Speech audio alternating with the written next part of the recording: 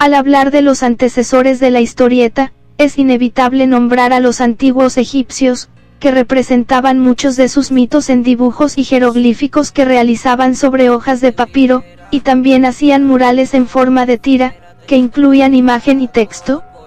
Otros ejemplos son las cristaleras, el tapiz de Bayeux, las bandas que rodean las columnas romanas conmemorativas, como la Trajana o la de Marco Aurelio, los retablos medievales, con los que, mediante imágenes, se explicaban al pueblo historias, crímenes y sucesos en general, los dibujos de las civilizaciones precolombinas, como los códices, pintados por los mayas y los aztecas, e incluso las primitivas pinturas rupestres.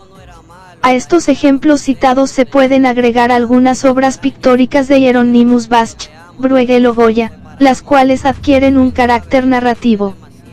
Pero quizás los antecedentes más cercanos a la historieta sean las oques y aleluyas, destinadas fundamentalmente a satisfacer las necesidades de instrucción de niños y adolescentes.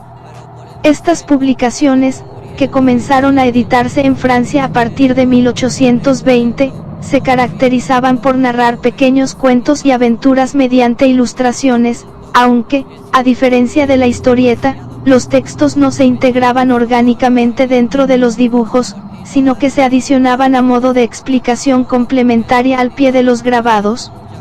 Sin embargo, la historia del cómic se relaciona más correctamente con la de la imprenta y la caricatura.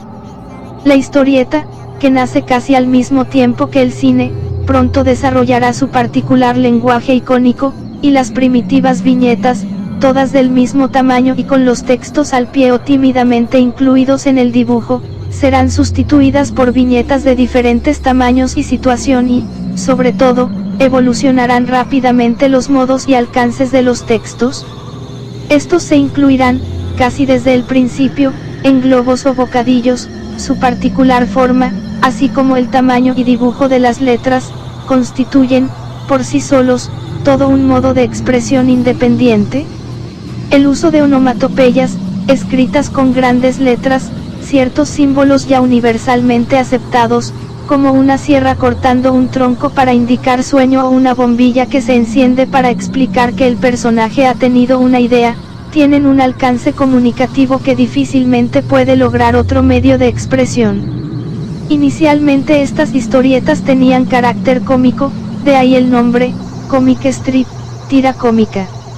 El cómic ha sido capaz de perdurar en el tiempo pese a los enormes contratiempos que ha sufrido con el paso de los años.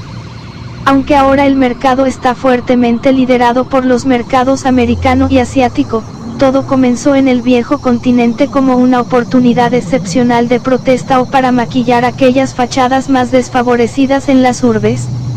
Ahora ha terminado por convertirse en toda una fórmula de expresión artística valorada positivamente por adultos y jóvenes que han vivido más de una aventura agotando horas frente a una revista dibujada. Si hubiera que situar el nacimiento del cómic en un lugar concreto, Europa sería la cuna de su origen y Bruselas su capital. De hecho, cuenta con una ruta específica donde los visitantes pueden disfrutar de un paseo por su historia. Desde Tintín hasta la actualidad, pasando por personajes como Lucky Luke o Asterix, en las fachadas de la ciudad se pueden admirar más de 50 murales. La cultura de la bande dessinée está más que consolidada y cada año se editan cientos de álbumes y organizan diferentes ferias especializadas como la Comics Festival Belgium, la Fiesta del Cómic o la Bayon's Day Parade. Todo surgió allí a partir de la necesidad de restaurar viejas fachadas y rehabilitarlas de una manera alternativa. Fue a comienzos de los años 90 cuando se propuso entonces la posibilidad de pintarlas con viñetas ofreciendo un look distinto a la ciudad. Mannequin-Pis, Marché aus Charbon, St. Jerry, Wanderie o Duchenne son algunas de las calles que se pueden transitar mientras se conoce la historia del cómic. A ellas se les suman algunas estaciones de metro como las de Midi o Stackel. Un divertido paseo a golpe de viñeta por Bruselas donde se invita a retroceder hasta la infancia y esbozar una sonrisa reviviendo las más imaginarias aventuras. Pero para llegar hasta aquí, la historia del cómic es la viva imagen de un continente que, dependiendo del lugar donde se editara, contó con más de un inconveniente para su supervivencia. Es por ejemplo el caso del cómic de origen franco-belga que nació a partir de pequeñas viñetas publicadas en los diarios de comienzos del siglo XX. En 1929 se publicó el primer cómic en formato revista, Las aventuras de Tintín. Aunque con la llegada de la Segunda Guerra Mundial comenzaron las prohibiciones.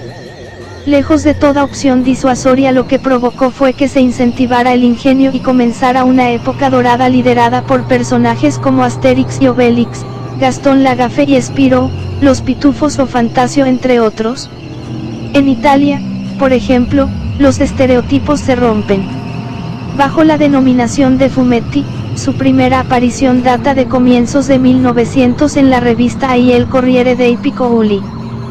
Pero fue la influencia política, a partir de la idea de los movimientos fascistas de utilizarlos para influir en la sociedad, lo que provocó que las historias terminaran convirtiéndose en mensajes patrióticos y reivindicativos. Solo Topolino, un personaje entrañable representado en forma de ratón, se salvó de la vigilancia autoritaria hasta que después de los movimientos bélicos aparecieron nuevas series como Tex Willer o Diabolik, un villano que asalta a otros delincuentes. En otros lugares como Alemania, por ejemplo, comenzaron los primeros ejemplos en el siglo XV, con grabados en madera y sobre temas religiosos, políticos y morales. Max y Moritz han sido los personajes más célebres creados por Wilhelm Busch, basados en un estilo audaz y animado, a los que dio vida en 1865. Mientras que en Inglaterra, los orígenes se remontan al siglo XVIII con Francis Barlow, que usó bocadillos en las propagandas del popular El espantoso asunto infernal de los papistas. La corriente continuó en 1809 con Rowlandson y su Doctor Syntax, aunque no fue hasta 1867 cuando llegó el primer personaje del cómic inglés, Alice Looper, de Charles Ross y Duval. Ya en 1932, Norman Pett daría vida a la famosa heroína Jane. Más al sur, en España, los cómics nacen en 1865 con la publicación de las caricaturas, aunque rápidamente se editaron ilustraciones como La Gaceta de los Niños. Es a partir de 1917 cuando cobra más importancia gracias a revistas como la popular revista infantil TVO, donde aparecen por primera vez el profesor Franz o la familia Ulises. En 1921 se publicó la revista Pulgarcito con ilustres personajes como Zipi y Zape, las hermanas Gilda o los agentes Mortadelo y Filemón de Ibáñez. El guerrero del antifaz o Capitán Trueno llegaron después para enmarcar una época dorada de la lectura de animación más apasionante de todos los tiempos.